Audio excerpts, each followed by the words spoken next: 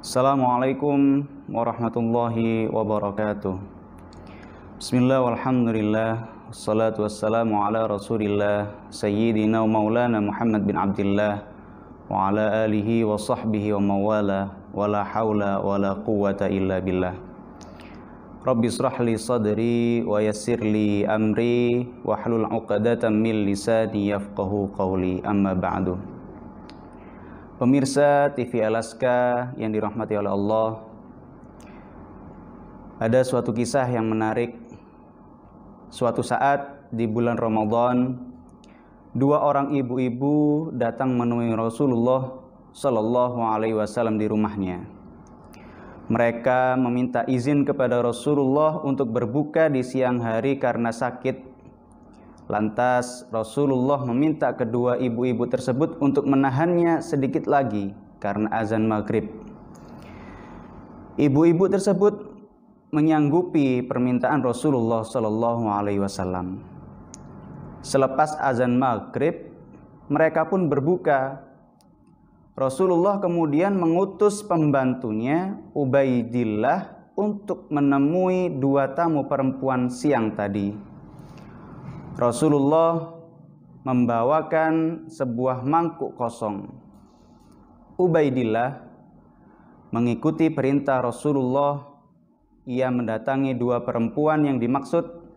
Ia menyampaikan Rasulullah meminta mereka memuntahkan penyakitnya pada sebuah mangkok kedua perempuan itu. Mereka memuntahkan isi perut mereka ke mangkuk yang dibawa Ubaidillah. Yang keluar ternyata adalah darah yang berbau amis. Kenapa yang keluar darah? Bukankah yang telah dimakannya saat sahur ataupun berbuka adalah makanan yang biasa mereka makan? Ubaidillah kemudian membawa mangkok itu pada perempuan yang satunya lagi. Teman perempuan itu pun juga diminta melakukan hal yang sama. Perempuan itu pun memuntahkan kepada mangkok yang penuh darah oleh dua orang sakit. Ubaidillah bertanya pada Rasulullah apa sebenarnya yang terjadi pada mereka. Kenapa dua perempuan itu memuntahkan darah? Rasulullah Shallallahu Alaihi Wasallam menjawab, kedua orang itu bisa menahan. Mereka memuntahkan pahala puasanya dengan berghibah. Mereka tidak bisa menahan lidahnya untuk bergosip.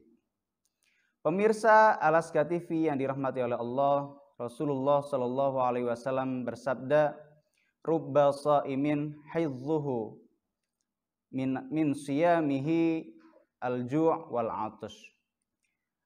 Artinya betapa banyak orang yang berpuasa namun dia tidak mendapatkan diri dari puasanya tersebut kecuali rasa lapar dan dahaga. Hadis riwayat At-Tabrani. Dari hadis dan cerita tersebut bisa kita ambil hikmah dan kesimpulan bahwa banyak sekali orang yang berpuasa tetapi hanya sekedar menahan lapar dan dahaga. Pemirsa Alaska TV yang dirahmati oleh Allah, puasa sejatinya tidak hanya menahan lapar dan dahaga, tetapi juga menahan dari segala hal yang dapat membatalkan pahala puasa. Di antara hal-hal yang dapat menggugurkan pahala puasa antara lain adalah berdusta, ghibah, mengadu domba, bersumpah palsu, dan memandang dengan syahwat. 4 perkara yang dapat membatalkan pahala puasa yaitu berdusta, ghibah, mengadu domba, dan sumpah palsu adalah perbuatan yang dilakukan oleh lisan. Oleh karena itu, mari kita jaga sebaik-baiknya lisan kita. Hadirin rahimakumullah, pemirsa TV Alaska yang dirahmati oleh Allah. Dari Abu Hurairah radhiyallahu an, Nabi Muhammad sallallahu alaihi wasallam bersabda yang artinya, puasa bukanlah hanya menahan makan dan minum saja, akan tetapi puasa adalah dengan menahan diri dari perkataan laghu dan rafas.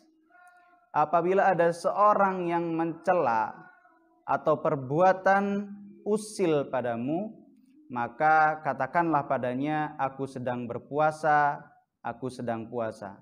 Hadis riwayat Ibnu Majah dan Hakim. Pemirsa Alaska TV yang dirahmati oleh Allah, yang tidak kalah pentingnya dan patut kita jaga selain lisan yaitu hati. Hati merupakan organ yang sangat vital bagi manusia.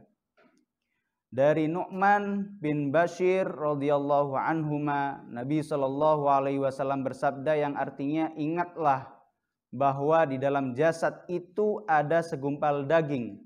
Jika ia baik, maka baik pula seluruh jasad. Jika ia rusak, maka rusak pula seluruh jasad. Ketahuilah bahwa ia adalah hati atau jantung. Hadis riwayat Bukhari.